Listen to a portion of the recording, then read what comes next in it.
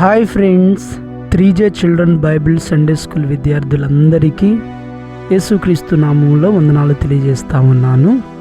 Friends, గురువారం women's cricket world cup సెమీఫైనల్లో జరిగినటువంటి ఒక సంఘటన గురించి మీకు జ్ఞాపకం చేస్తాను.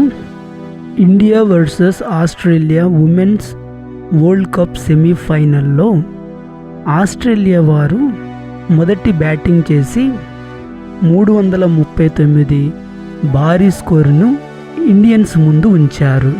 చేజింగ్కి దిగిన ఇండియా ఉమెన్స్ 2 వికెట్లు పోగొట్టుకొని పీకల్లోతు కష్టాల్లో ఉన్నారు. ఇండియా గెలుస్తుంది అని ఏమాత్రం ఆశలు లేనటువంటి సమయంలో ఒక బ్యాటర్ వచ్చారు. ఆమె పేరే జెమీమా. అది వరల్డ్ కప్, అందులో ఆస్ట్రేలియాతో మ్యాచ్.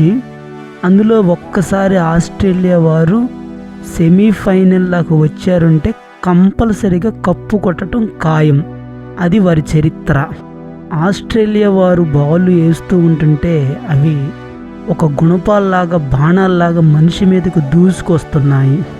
అప్పటికే 2 సార్లు డక్అవుట్ అయ్యింది అనేటువంటి విమర్శలు ఎదుర్కొంటున్నటువంటి జెమీమా ఎట్లాగైనా ఇండియాని గెలిపించాలి అనే దృఢ సంకల్పంతో బుల్లెట్ లాగా వస్తున్న ఆస్ట్రేలియా బౌల్ని ఎదుర్కొని సుమారు 125 వ్యక్తిగత స్కోర్ను సాధించి ఇండియా గెలవడానికి చాలా ముఖ్య పాత్ర పోషించింది. ఆమె ఇండియాను గెలిపించిన తీరును చూసిన వారందరూ ఉమెన్స్ క్రికెట్ చూడటం మొదలుపెట్టారు.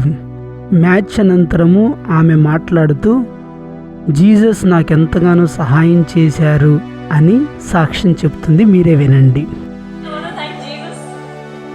ఆమె బైబిల్లో కూడా ఉన్నటువంటి ఒక వచనాన్ని చెప్తా ఉంది. ఎంత అద్భుతమో చూడండి.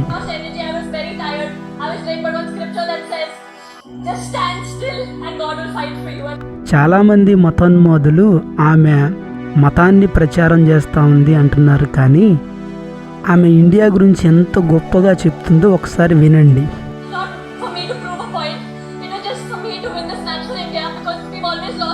ఇండియాని గెలిపించాలి అని ఆమె ఎంతో ఆశపడుతూ చెప్పినటువంటి మాటలు వినండి.